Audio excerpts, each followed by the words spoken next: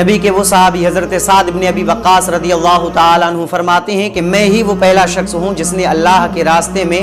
خون کو بہایا، میں ہی وہ پہلا شخص ہوں جس نے اللہ کے راستے میں پہلا تیر پھینکا۔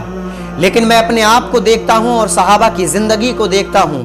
کہ ہم صحابہ کرام میدان جنگ میں ہوتے تھے اور ہماری حالت یہ ہوتی تھی کہ جب ہم جنگ کرتے کرتے تھک جاتے تھے اور جب ہمیں بھوک کی شدت ہوتی تھی، ہمیں بھوک لگتی تھی، تو اس وقت ہمارے پاس کھانا نہ ہوتا تھا، ہمارے پاس کوئی اچھا عمدہ کھانا لذیذ نہ ہوتا تھا۔ حضرت سعد بن ابی وقاص فرماتے ہیں کہ ہم درختوں کے پتوں کو توڑتے تھے اور ان کے خاردار پھلوں کو کھا لیا کرتے تھے۔ فرماتے ہیں کہ ہمارا پاخانہ اونٹوں اور بکریوں کی مینگنیوں کی طرح ہو گیا ہے۔ اللہ اکبر! یہ صحابہ اکرام کی زندگی ہے، یہ صحابہ اکرام کا مرتبہ آپ دیکھیں۔ یہ وہ صحابہ اکرام ہیں جن کو اللہ کے رسول نے دنیا کے اندر ہی جنت کی بشارت دے دی، جنت کی بشارت دے کر کے یہ فرما دیا تھا، اے سعد ابن ابی وقاص تم جنتی ہو، اے سعید ابن زید تم جنتی ہو، اے ابو عبیدہ ابن جرہ تم جنتی ہو۔ یہ وہ صحابہ اکرام جن کو اللہ کے رسول نے دنیا میں جنت کی بشارت دے دی، لیکن یہ صحابہ کیا کہتے ہیں؟ ان کی زندگی گزارنے کا طریقہ تو دیکھو، ان کی زندگی گزارنے کا طریقہ آپ دیکھیں گے تو دنگ رہ جائیں گے۔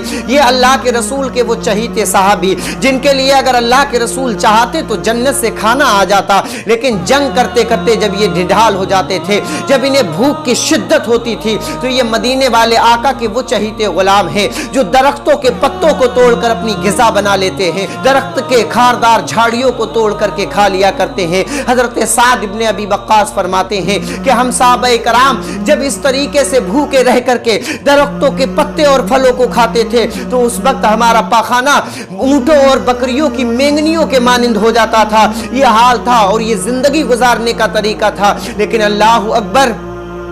اللہ اکبر! آج ہمارا حال دیکھیں، آج ہمارا طریقہ دیکھیں کہ ہمیں اللہ نے اتنے اچھے کھانے دیے ہیں، ہمیں اللہ رب العزت نے کیا لذیذ کھانے عطا کیے ہیں۔ ہمارے گھروں کے اندر اناج بھرا ہوا ہے، ہمارے گھروں کے اندر اتنی فراوانی ہے، اتنی فراوانی ہے اناج کی اور مال و دولت کی، ہم تینوں ٹائم اچھا کھانا کھا رہے ہیں، ہمیں کسی بات کی کمی نہیں ہے۔ لیکن مجال اگر آج اللہ اور اس کے رسول کی ذات پر کوئی انگلی اٹھائے، مجال اگر کوئی اللہ اور اس کے رسول کی شان میں کوئی انگشت نمائی کرتا نظر آئے تو ہماری زبانیں موقوف ہو جاتی ہیں، ہماری زبانوں پر تالے پڑ جاتے ہیں، ہم کسی کی مخالفت میں نہیں اترتے ہیں، ہم یہ کہنے کے لیے میدان میں نہیں آتے ہیں کہ اللہ کے رسول کی شان میں بولتے ہو، ہم تمہارا منہ توڑ جواب دیں گے۔ آج ہم گھروں کے اندر دبک کر کے بیٹھے رہتے ہیں، لیکن اے لوگوں، اگر آج اسی دنیا کے اندر اسی طریقے سے اللہ اور اس کے رسول کی شان میں لوگ گستاخیاں کرتے رہے، مذہب اسلام پہ اگر حملے کرتے رہے اور ہم خاموشی کے ساتھ بیٹھے رہے اور ہم نے کوئی جواب نہ دیا اور ان کی باتوں سے جواب نہ دیا، ان کے الفاظ سے جواب نہ دیا، تو یقین مانو ہم میدان حشر میں بھی جواب نہیں دے پائیں گے۔ ہم اپنے آپ کو اس طریقے سے بنا لیں، ہم رسول اللہ کی محبت کے چراغ ایسے روشن کریں کہ دنیا کے اندر لوگ جان جائیں کہ مدینے